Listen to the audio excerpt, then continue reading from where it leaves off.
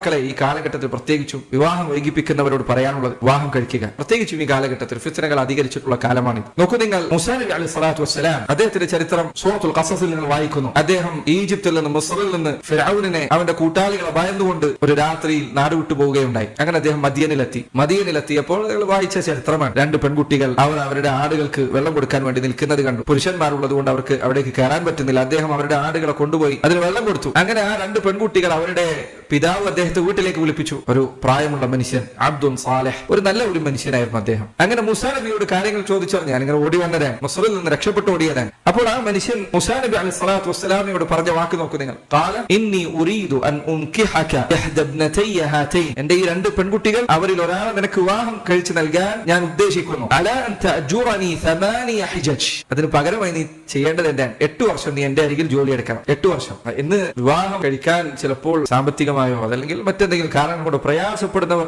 ഓർക്കേണ്ട ചരിത്രമാണ് മൂസാ നബിയുടെ ചരിത്രം. അദ്ദേഹം വിവാഹത്തിന് വേണ്ടി അദ്ദേഹം 8 വർഷമാണ് ജോലി എടുത്തത്. അതിന് പകരമായി അദ്ദേഹത്തിന്റെ മഹർ 8 വർഷത്തെ ജോലിയാണ്. 8 വർഷത്തെ ജോലിയാണ്. വിവാഹത്തിന് ഗൗരവം നോക്കൂ നിങ്ങൾ. 8 വർഷത്തെ ജോലിക്ക് പകരമായി നൽകുന്ന എന്താണ്? ഞാൻ എന്റെ മകളെ വിവാഹം കഴിപ്പിച്ചു നൽകാമെന്നതാണ്. വിവാഹത്തിന്റെ പ്രാധാന്യം ഇതാണ്. ചില ആളുകൾ കുറച്ച് പ്രയാസം അനുഭവിക്കുമ്പോഴേക്ക് അവർ വിവാഹത്തിൽ നിന്ന് അകലം പാലിക്കുകയാണ്. സഹോദരങ്ങളെ, വിവാഹം എന്നത് അല്ലാഹു സുബ്ഹാനഹു വ തആല എത്ര ഗൗരവത്തിൽ എടുത്തു പറഞ്ഞ കാര്യമാണ് എന്ന് ഇതിൽ നിന്നൊക്കെ മനസ്സിലാക്കാം.